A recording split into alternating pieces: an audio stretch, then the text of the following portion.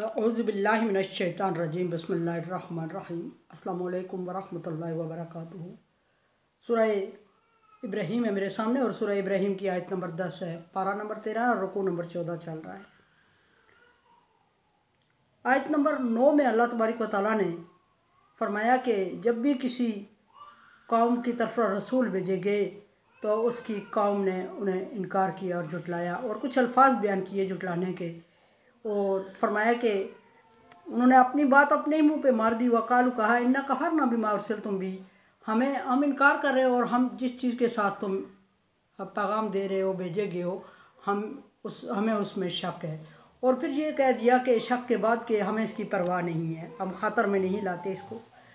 अब आयत नंबर 10 में अल्लाह तबारक व तआला ने फरमाया कि कालत रसुलहुम अफ़ी फ़िल्लाहि शक, क्या तुम अल्लाह तबारक व तआला के बारे में शक कर रहे हो, अल्लाह वहदहु ला शरीक के बारे में शक में पड़े हुए हो, अल्लाह के कलाम का इनकार कर रहे हो, अल्लाह के कलाम का शक कर रहे हो। सबूत तुम्हारे सामने हैं और उन सबूत, अगर तुम सबूत मांग रहे हो तो मुझसे मांग रहे हो, तो कुछ मुजज़ात तो अल्लाह तबारक व तआला के हुक्म से पैगम्बरों ने दिखा दिए थे, लेकिन कुछ ऐसे मुजज़ात थे जो अल्लाह तबारक व तआला ने नहीं दिखाए। कुछ कौमों की इस्लाह मतलूब थी और उनको ढील देना थी। और अल्लाह तबारक व तआला ने फरमाया कि अल्लाह तबारक व तआला की फितरत है कि जब किसी कौम को उसका मुँह मांगा मुजज़ा वो दे देता है तो उसके बाद उसको मोहलत नहीं दी जाती है, उसको तबाह कर दिया जाता है। अगर ना माने तो हाँ, मान जाए तो फिर अल्लाह तबारक व तआला उन पर रहम करता है, ख़ुसूसी इनामात भी फरमाता है। लेकिन यहाँ चूँकि वो मुजज़ात मांग रहे थे और अल्लाह तबारक व तआला के इल्म से कोई चीज़ बाइद नहीं है, इसलिए अल्लाह तबारक व तआला को अंदाज़ा था कि ये मुजज़ात मांग रहे हैं और मुजज़ात देखने के बावजूद जब ईमान नहीं लाएंगे तो तबाही इनकी मुक़द्दर हो जाएगी। सो अल्लाह तबारक व तआला कुछ टाइम तक उनको मोहलत दे रहे थे कि उन्हीं की औलादों में से कोई ऐसा पैदा होगा जो कि इन पैगम्बरों की दावत को कबूल करेगा, लब्बैक कहेगा। यहाँ फरमाया कि रसूल के बारे में शक कर रहे हो और हम तुम्हें रसूल के बारे में अल्लाह तबारक व तआला, रसूलों ने फरमाया कि अल्लाह तबारक व तआला के बारे में शक कर रहे हो। हमारी तो इतनी हैसियत और औकात नहीं है कि अगर अल्लाह तबारक व तआला मुजज़ात नहीं देते, अल्लाह तबारक व तआला तुम्हारी मुँह मांगे मुजज़ात और निशानियाँ नहीं दिखाते तो हम उसको मजबूर नहीं कर सकते, या हम अपनी तरफ से कोई मुजज़ा नहीं ला सकते, या अल्लाह तबारक व तआला ना माने तो हम मनवा नहीं सकते।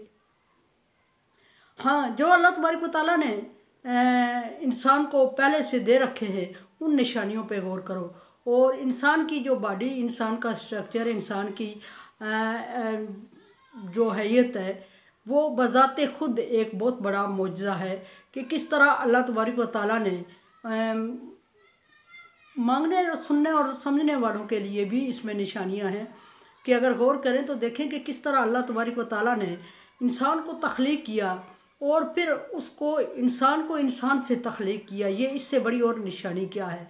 और फिर किस तरह इंसान को जब वो पैदा होने से पहले माँ के पेट में उसकी खुराक का इंतज़ाम किया, इससे बड़ा मुजज़ा और क्या हो सकता है।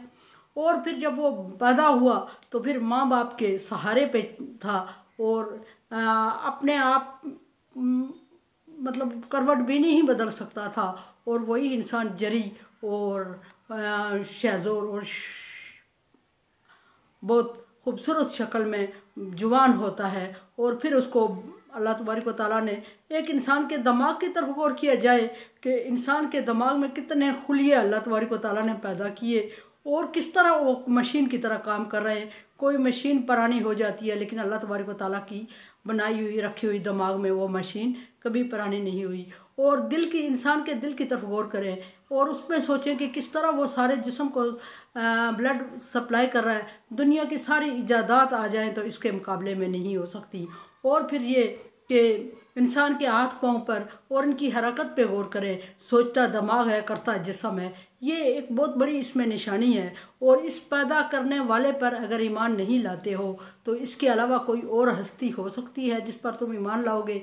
और इस इतनी बड़ी तख्लीक, इतनी बड़ी निशानी पर तुम देख के मुतासर नहीं होते हो तो और कौन सी निशानी है जिससे तुम मुतासर होगे। खलक़नल इंसान अहसन तक़वीम, अल्लाह तबारक व तआला फरमा रहे हैं कि मेरी तख्लीक में सबसे खूबसूरत और मज़बूत तख्लीक इंसान है।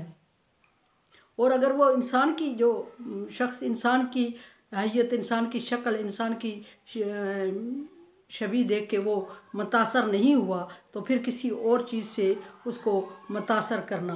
अल्लाह तबारक व तआला ने उनके नसीब में हदायत या भलाई लिखी नहीं होगी, तभी तो इस तरह के सवालात कर रहे हैं। फिर ये कि अगर मुतासर होना होता तो इनके पास अपना जिस्म, इंसानियत, अपना दिमाग, अपना दिल और अपनी औलाद और अपने माँ बाप बज़ाते खुद एक निशानियों में से, कई निशानियों में से सबसे आला निशानी है। फरमाया कि फातिर समावाती वल अर्ज़, और सबसे बड़ी निशानी फिर उन्होंने रसूलों ने अपने जिनको तबलीग कर रहे थे अपनी कौम को सबसे बड़ी निशानी उससे बढ़ के दिखाई कि ज़मीन और आसमान, सबसे मुश्किल तख्लीक, सबसे बड़ी तख्लीक जो अल्लाह तबारक व तआला की दुनिया में है वो ज़मीन और आसमान है। और ज़मीन और आसमान में की तख्लीक पर गौर करो, इसमें तुम्हारे लिए निशानियां हैं। और अगर इस निशानी को देख के मुतासर नहीं हो रहे हो तो समझो कि अल्लाह तबारक व तआला ने तुम्हारी नसीब में हदायत नहीं लिखी हुई है। और ज़मीन और आसमान और खला, और इससे ऊपर 7 आसमान मजबूत से मजबूत एक के ऊपर दूसरा, और ज़मीन की ये खूबसूरती और ये सरसब्ज और ये पहाड़ और ये ज़मीन का मुर्दा हो जाना और फिर ज़िंदा होकर उठना और फिर रोईदगी आना इसमें, और फिर हर एक के ज़ीरू के खुराक का इंतज़ाम इसमें से अल्लाह तबारक व तआला मुहैया करना, अल्लाह तबारक व तआला का।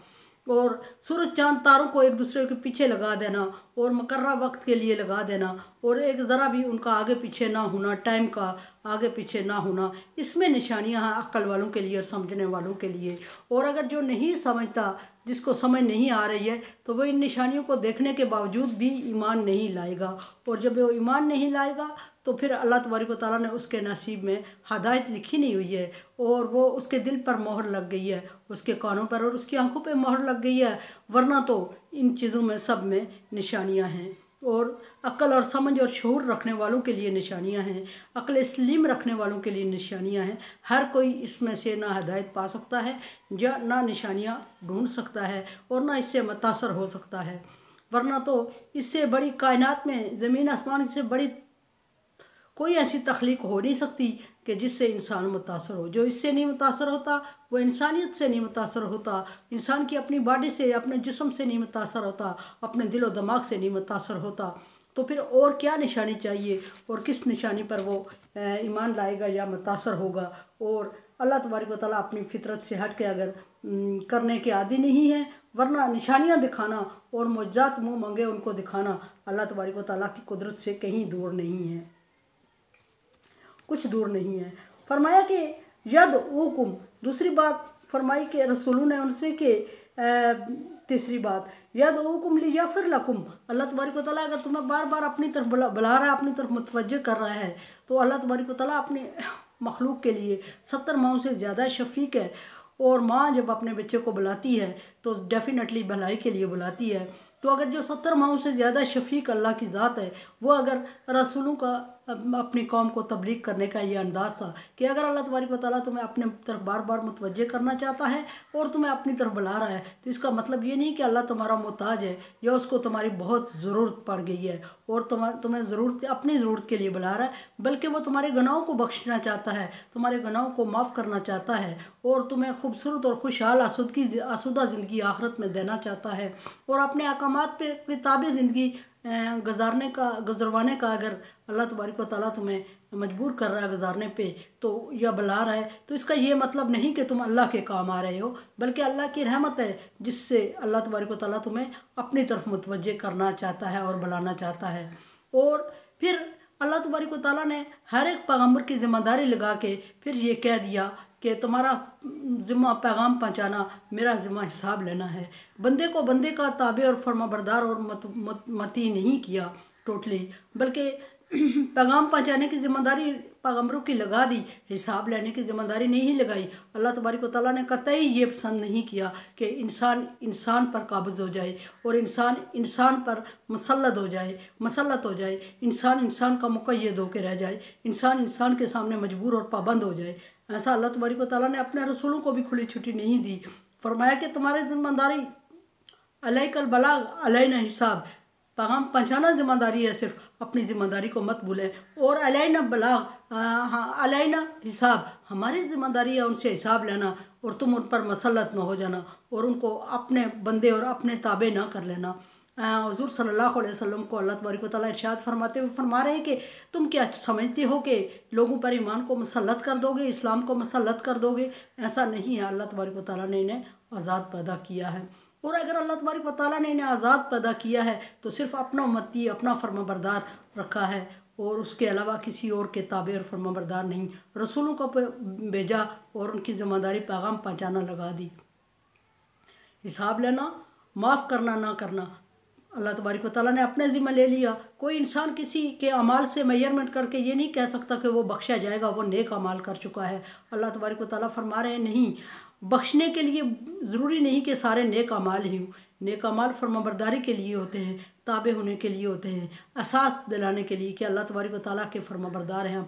बख्शने के लिए अल्लाह तबारक व तआला की रहमत चाहिए, हाँ, लेकिन ये कि ईमान वालों के लिए वो रहम करेगा। जिनके ईमान नहीं है उन पर वो रहम नहीं करेगा, रहम नहीं करेगा, वो बख्शे नहीं जाएंगे। इसका मतलब ये नहीं कि ईमान वाले अमाल के बलबूते पे, लेकिन अमाल फर्माबरदारी का एक अलामती इजहार है कि हम फर्माबरदार हैं, हम किसी के ताबे हैं और हम किसी को मालिक, खालिक, महबूद मानते हैं। अल्लाह तबारक व तआला के अलावा किसी ज़ात में ऐसी सफ़ात पाई नहीं जाती जिससे मुतासर होकर इंसान उसकी इबादत में लग जाए। फरमाया कि अल्लाह तुम्हें बुला रहा है, और अल्लाह तबारक व तआला तुम्हें अपनी तरफ गुनाह माफ़ करने के लिए तुम्हें बुला रहा है। फरमाया कि लियग़फ़िर लकुम मिन ज़ुनूबिकुम, तुम्हें अल्लाह तबारक व तआला गुनाह माफ़ करना तुम्हारे चाहता है, इसलिए तुम्हें अपनी तरफ मुतवज्जे कर रहा है। युआखिरुकुम इला अजलिन मुसम्मा, और तुम्हें एक ख़ास टाइम के लिए अल्लाह तबारक व तआला मोहलत देना चाहता है ताकि तुम उससे फ़ायदा उठाओ। जिस इंसान को अल्लाह तबारक व तआला कुफ्र और शिर्क में पड़ने के बावजूद ढील देता है, मोहलत देता है, तो उसके या दो मकसद हो सकते हैं, मकसद होते हैं। एक ये कि अल्लाह तबारक व तआला ने उसका जो टाइम मुकर्रर किया होता है वो अभी नहीं आया, और उस टाइम तक अल्लाह तबारक व तआला उसको मोहलत देते हैं। उस टाइम के पहुँचने तक वो गुमराह हो रहा तो उसको अजाब होगा, और उस टाइम के पहुँचने तक ईमान ले आया तो उसके पिछले गुनाह सारे माफ़ हो जाएंगे, और अल्लाह तबारक व तआला उसको अजर अज़ीम अता फरमाएगा। बल्कि जब चाहेगा तो पिछले गुनाहों को तो माफ़ कर देगा, अल्लाह का वादा है। और जब अल्लाह तबारक व तआला की रहमत अरूज पर होती है तो पिछले गुनाहों को, बुराइयों को नेकियों से भी बदलने का अल्लाह तबारक व तआला का कहीं जगहों पे हुक्म है। कालो फरमाया कि वादा है, सॉरी फरमाया कि कालो, चौथी बात, पांचवी जो पैगम्बरों ने कही, इन अंतुम इल्ला, और पैगम्बरों के जो कौम थी उन्होंने पैगम्बरों को मानने से हर हालत में इनकार किया, और जब इनकार किया तो अल्लाह तबारक व तआला ने उनको टाइम दिया तो उस टाइम तक मुसलसल वो इनकार में चलते रहे तो उनके लिए अजाब मुकद्दर है। ऐसे शख्स के बारे में फिर इंसान के लिए डिस्कस करना ज़रूरी नहीं होता कि अल्लाह तबारक व तआला ने चूँकि उस पर मोहर लगा दी है तो कोई अल्लाह तबारक व तआला की मोहर को मिटा नहीं सकता। मेरे चैनल को आप सब्सक्राइब कर रहे हैं, थैंक यू सो मच। ला खौफुन अलैहिम वला हुम यहज़नून की दुआ उम्मीद रखती हूँ कि मेरे लिए करते रहेंगे, और मेरे चैनल को आप सब्सक्राइब करें, like dislike as you like, सदका जारिया में मेरे लिए साथ तावन करें। अल्लाह।